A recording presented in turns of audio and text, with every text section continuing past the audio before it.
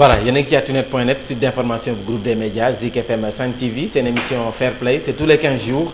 tey nag ñu am gan moom moo jiite convention citoyenne neneen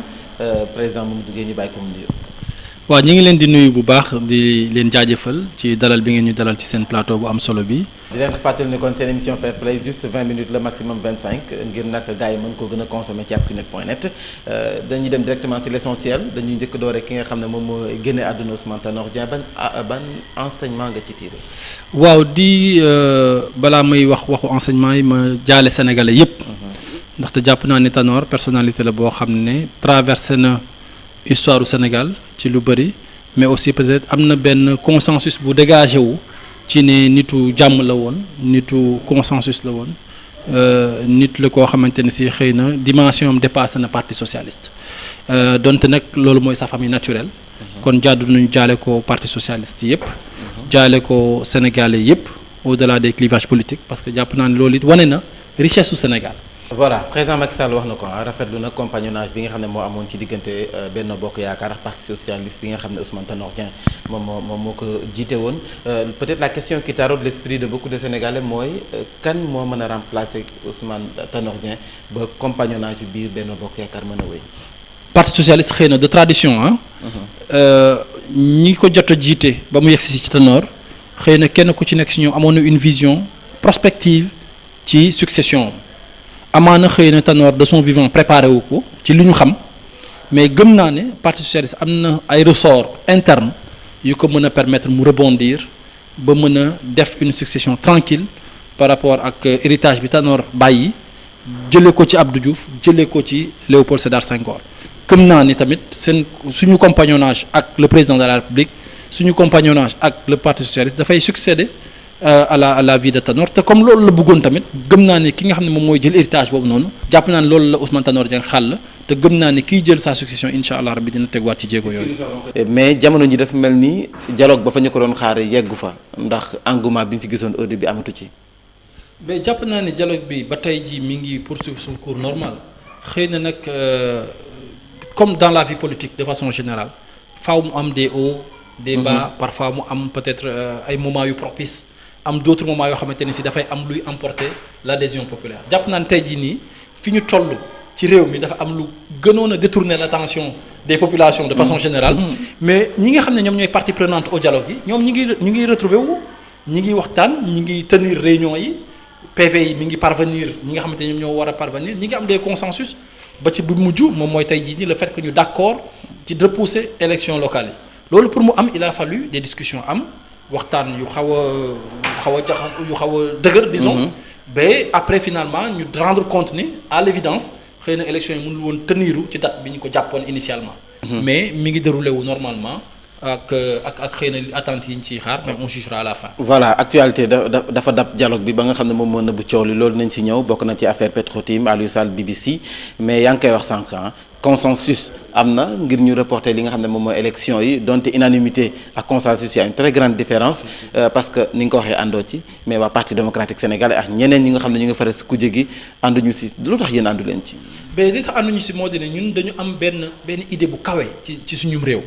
Sénégal dañoo gëm ne tey jii yegg na ci benn niveau de démocratie yegg na ci benn niveau de maturité bu tax ne war nañu mën a respecter le calendrier républicain. que à l'avance 5 ans à l'avance ñu mën a xam élection yi teniru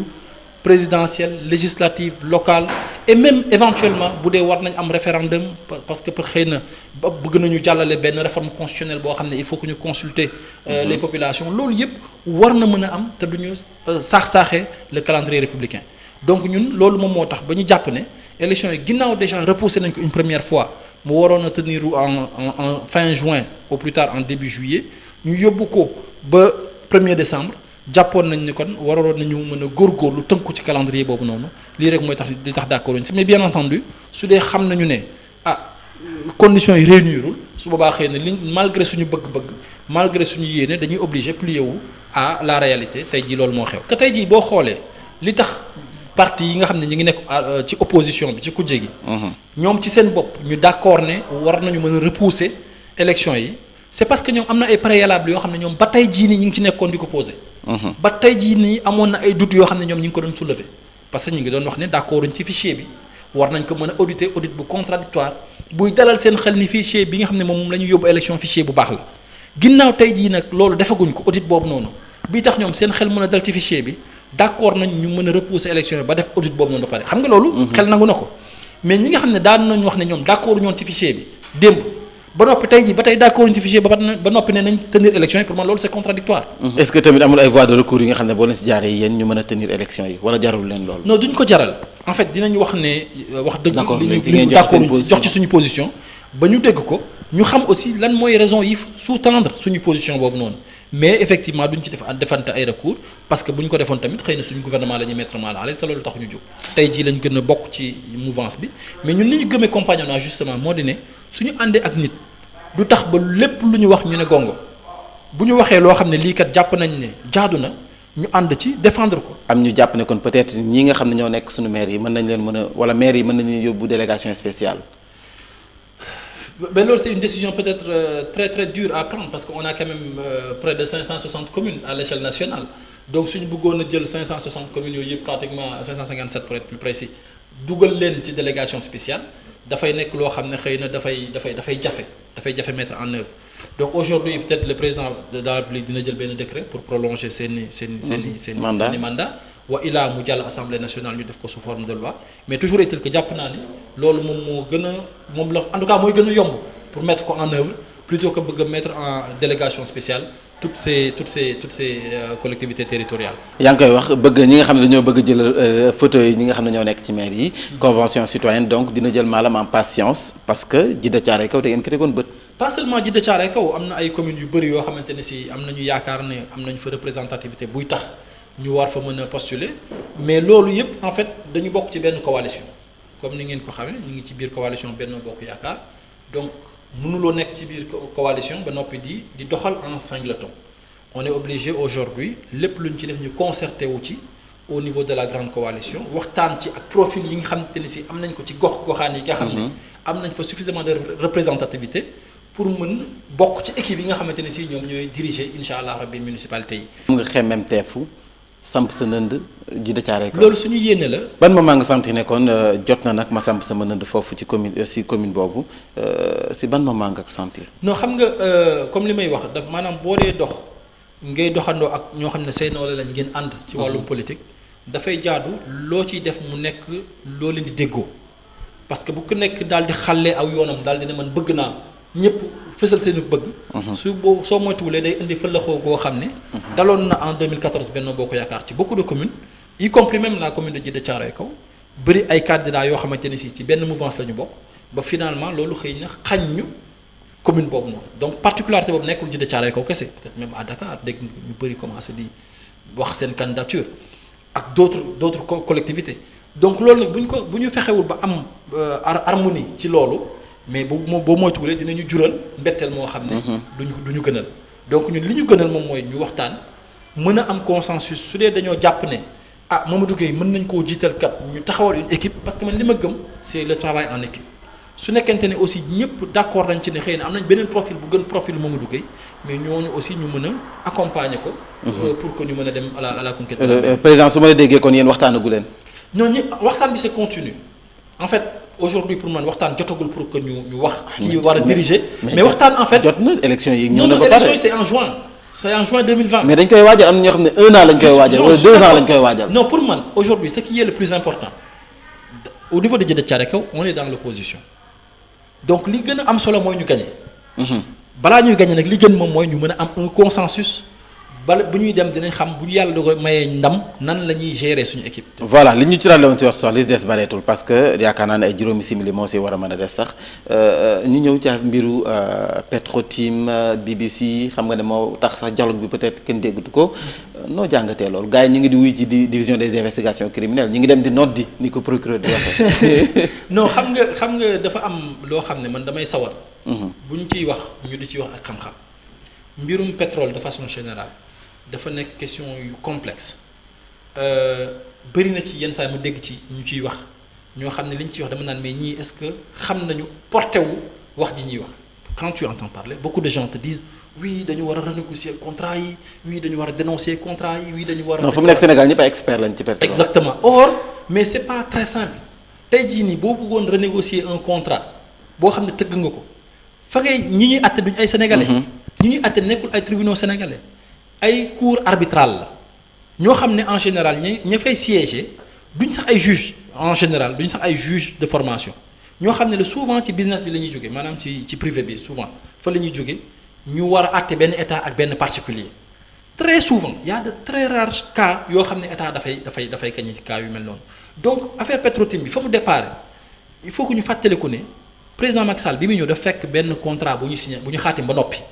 moom effectivement moom moo ko avalisé c'est vrai mais tey jii bu fekkoon ne dafa décidé woon moom ne du ko avaliser risque la pour Sénégal pour que ñu mën a tàbbi ci guuta goo xamante ni si duñ ci génn donc li ma bëgg a wax foofu mooy en fait question yu complexe la yoo xam ne man awma réponse bi parce que bëri na ci ay questionnement yoo xam ne mënuma ci apporter éclairage te gëm naa ne lu ci war a am ci sanction ak fu mu war a féete loolu moom Sénégal réewum droit la dinañ teg sanction yooyu noonu fañ ko war a teg ba ñi nga xam ne ñoom ñoo ci def ay faute bu dee faute am na ñoo ñu sanctionné. peut-être débat de fond bi ñu bëri moom la ñuy daw comme ni nga ko waxee parce que boo amul xam-xam ci wàllu pétrole peut-être mënoo cee wax mais forme bi communication bi nga xam ne moom lañ ci def rawatina waa Benno Bokk Yaakaar ñu bëri dañoo gis ne ñoom ñoo gën a dugal seen bopp. non xam nga communication dafa nekk yow ci yéen ñi ci wàllu woowu ngeen di yëngatu dafa nekk loo xam ne lu sensible mu nekk terrain bu glissant bu fekkente ne amul benn déggoo ci lan la ñu war a wax ak nan lañ ko war a waxee xëy na benn Mamadou Gueye boo xam ne xërëm moo koy yóbbu mën na juum wax loo xam ne xëy na kenn wax loowu ko wala sax lam cay wax xam ko waaye bëgg na rek fës wala mu bëgg a wan président ne ko man maa ngi kat ci terrain bi vraiment di défendre suñu kii or on n'a pas besoin de ça le président nee na défendrewul kenn dafa bëgg mbir mi leer mais kon kay kooku noppal nañu donc mënuma défendre Macky Sall au détriment du Sénégal te Macky Sall ci boppam moom si boppam nee na Sénégal moo ñu war a ñor au-delà de tout mais kon kay mettre nañu à l'aise kon jarul ñuy yàkkamte ba di ci wax loo xam ne njuumte lay indi nañ fàttaliku benn principe fondamental en droit. moo di ni la présomption d'innocence ba tey jii ñuy waxee amul kenn ku ñu mën a jël tuuma teg ko jàpp ne kooku dafa tooñ réew mi wala tooñ na askan wi te fekk ne amuñu ay firnde yu wóor yoo xam ne mën nañu ko teg ne kii moom moo def nangam donc fi mu nekk nii nañu dalal xel yi bàyyi justice mu def liggéeyam. à la fin incha allah gëm naa ne li ci war a leer yëpp dina ci leer. peut-être ñu bëri dañoo jàpp ne saupoudrage dafa am ci li nga xam ne moom mooy division des investigations dañuy doxalee nii pour tout lëndëm rek li nga xam ne moom mooy citoyens yi ndax bu fekkoon jóg gëstu enquête moo leen tax a jóg dañuy jóg directement si ñi nga xam ne ñoom la ñu tudd njëkk ci ki nga xam ne moom mooy Aliou Sall jarul sax ñuy woo ñenn ñi nga xam ne wala ku mën na ñëw noddu jarul ñuy wax ku mën na ñëw nodd mais nañ ne diw tudd nañ la si mbir mais ñëw leen ñu leeral mbir yi. non xam nga dafa am joo xamante ne si xëy na tudduñu leen justement wala boog mënuñu leen a tudd parce que simplement nekkuñu. officiellement ay parties prenantes. or yàgg nañoo wax ne ñoom am nañu ay firnde yàgg nañ ko wax ñu dégg leen ci médias yi ñu wax bon je veux pas citer de nom mais loolu yéen j'ai pas besoin de faire de dessin yàgg nañoo wax ne ñooñu am nañu ay firnde yu wóor ne am na ay corruption ci biir wala am nañu ay firnde yu wóor ne saaxee nañ alalu réew mi am nañ ay firnde yu wóor ne xëy na waroon nañ ci fay ay lempo yu ñu ci fayul yooyu yépp nekk loo xam ne dafa war a sukkandiku ci ay preuves mais ñooñu xëy na bu fekkoon ne comme ni nga ko waxee dañoo def enquête rek yemale ko ci ñi nga xam ne ñoom ñooy parties prenantes yi ñooñu seen éclairage du ñëw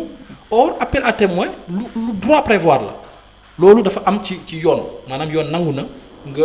le juge bi nekk juge d'instruction wala ki nga xam ne moom la ñu dénk enquête bi mu daal di nekkat ku ci xam dara ñëwal nga wax ci li nga ci xam. kon loolu nekk na lu xam ne le droit consacré na ko procureur utiliser na ko mais ñi nga xam ne nga doon wax nag nañ am courage ak audace dem. jébbale seen i preuve di delloowaat benn message d'optimisme ak benn message de foi en notre pays ñu gëm ne suñu réew yàlla dénk nañu lépp pour ñu réussir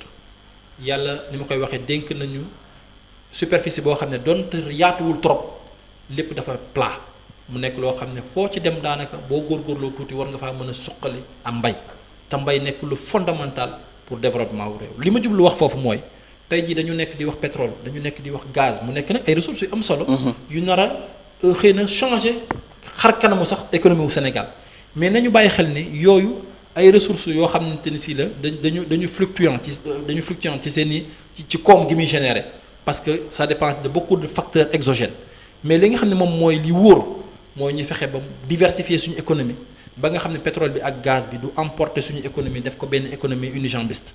loolu nekk na loo xam ne vraiment message bu mu bëggoon partager la ak population yi.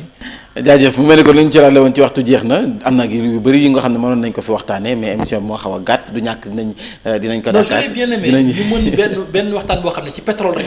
lañ koy non dinañ tourné waat xam néew na ci waaye lañ ci xam a kës néew ñu mën ko partager ak sénégalais yi échanger ak ñoom ba xëy na dinañ amaat beneen occasion bu nga xam ne dinañ ñëw seekaata waaye yow waxtaan ci wàllum pétrole bi comme ni nga ko waxee voilà Mamadou Gueye jàmm la woote moom mooy président convention citoyenne neneen moo nekkoon seen émission wala sax seen ganu seen émission Fair Play ngeen koy am ci actunet.net site d'information bu groupe des médias Zik FM Sen TV c'est tous les 15 jours mu ngoog rendez-vous ci beneen kàngam lay doon ak leneen lu nga xam ne moom la ñu waxtaanee ñeel wàllum actualité bi jaa ngeen jëf